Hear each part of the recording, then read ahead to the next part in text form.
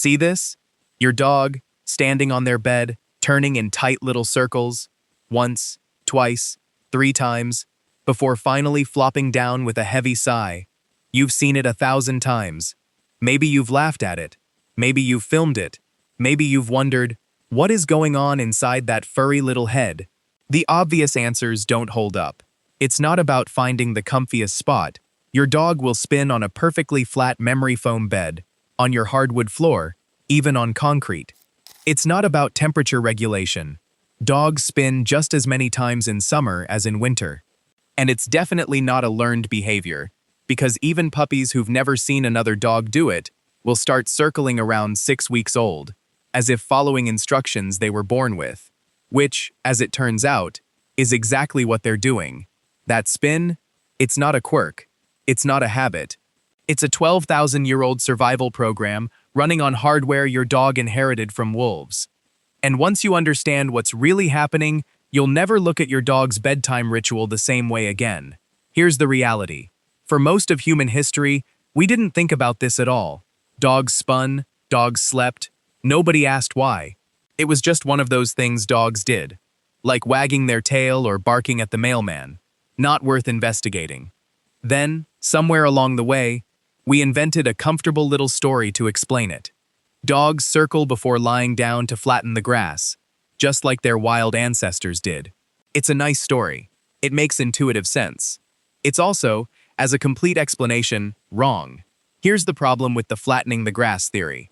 First, dogs will circle on surfaces that don't need flattening.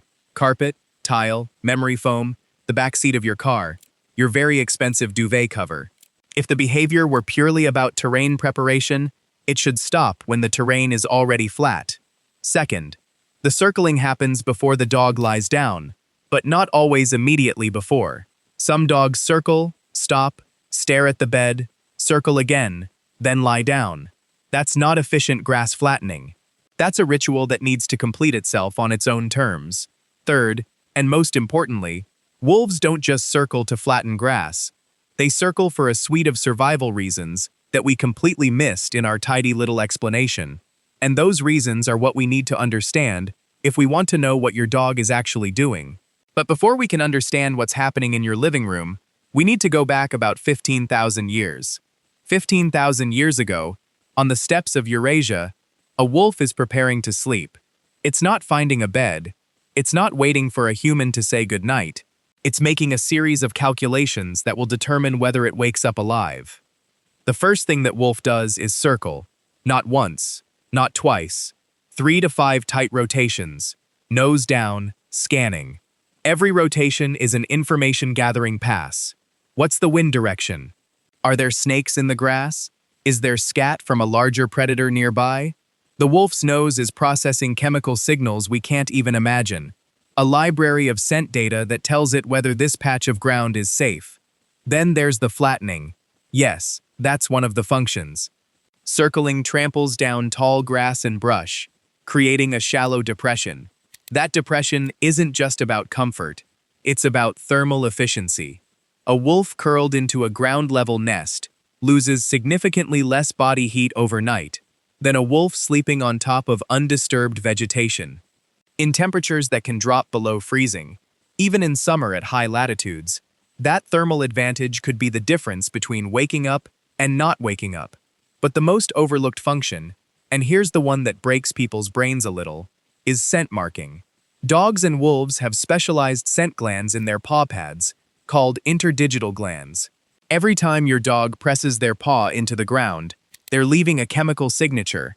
When a wolf circles 3 to 5 times before lying down, they're not just preparing the ground, they're claiming it. They're sending a message to every other canine in range. I was here. This is my spot. Move along.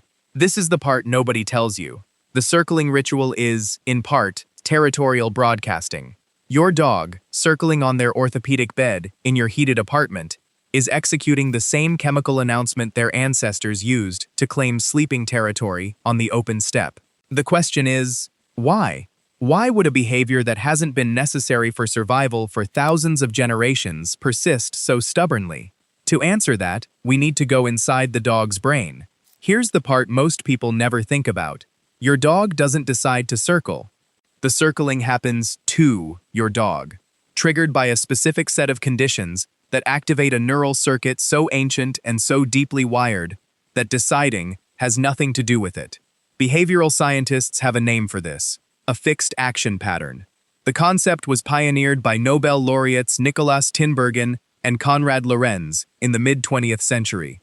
A fixed action pattern is a sequence of behaviors that, once triggered by a specific stimulus, runs to completion regardless of whether it makes sense in the current environment.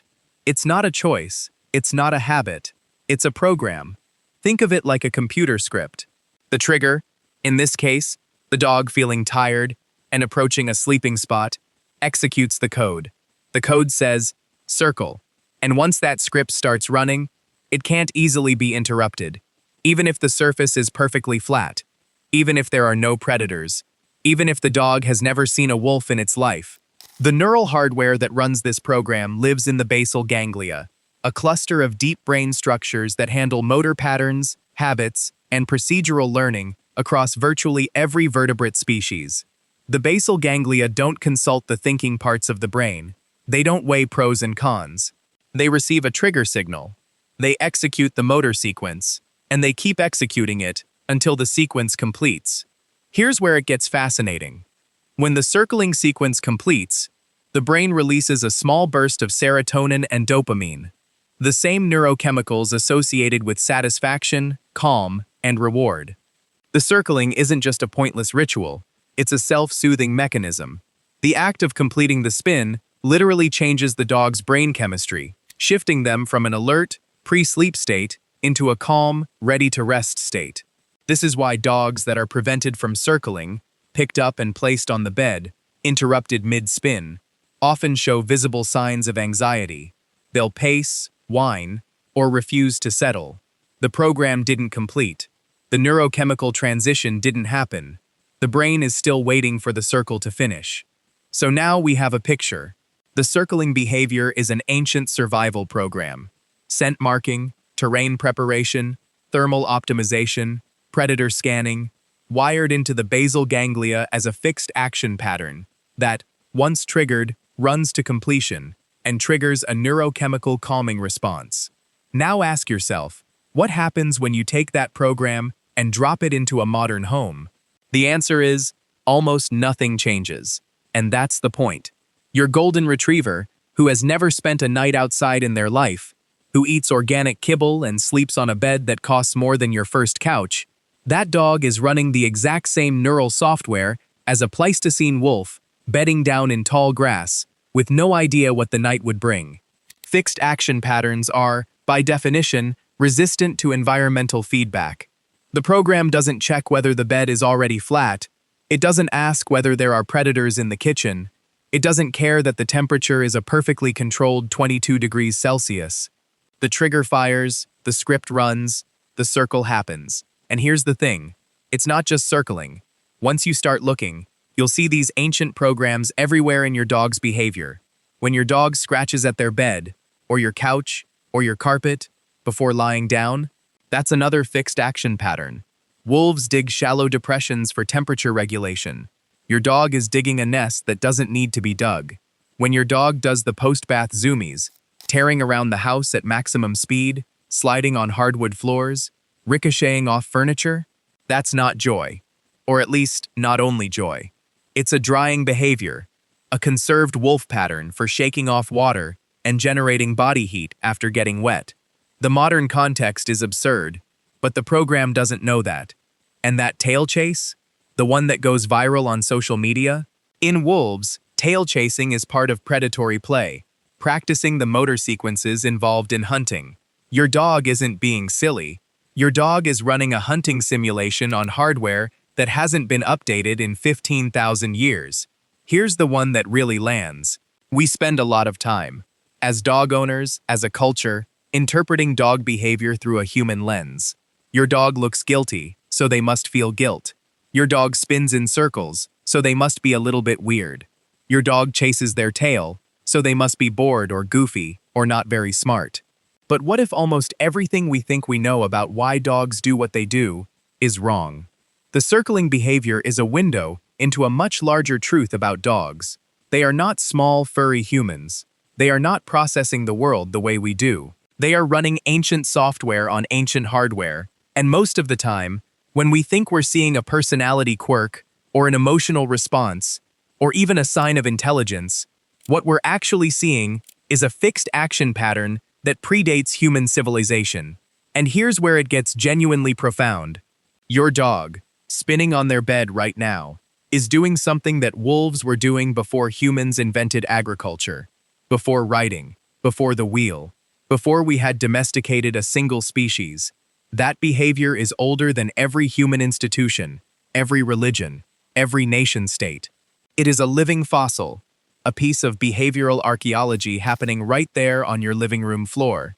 The fact that it still happens, unchanged, after 15,000 years of selective breeding, after we reshaped the wolf into everything from a Chihuahua to a Great Dane, tells you something extraordinary about how deeply this behavior is embedded.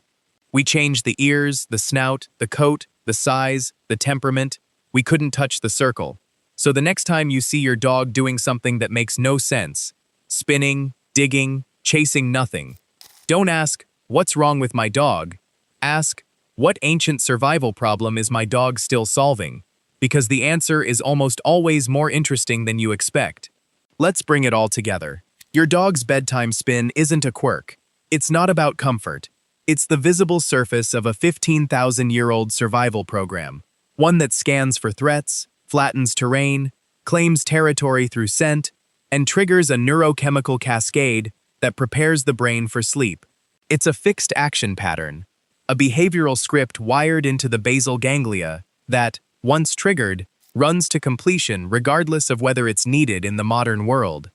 It's one of dozens of ancient wolf behaviors still operating inside your dog, from bed scratching to post-bath zoomies to tail chasing, all of them invisible to us until we know what we're looking at. And it's a reminder, your dog is not a person. Your dog is a wolf who agreed to live in your house.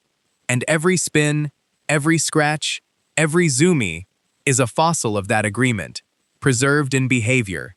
If you learned something today, if you're now going to watch your dog's bedtime routine with completely different eyes, hit that subscribe button.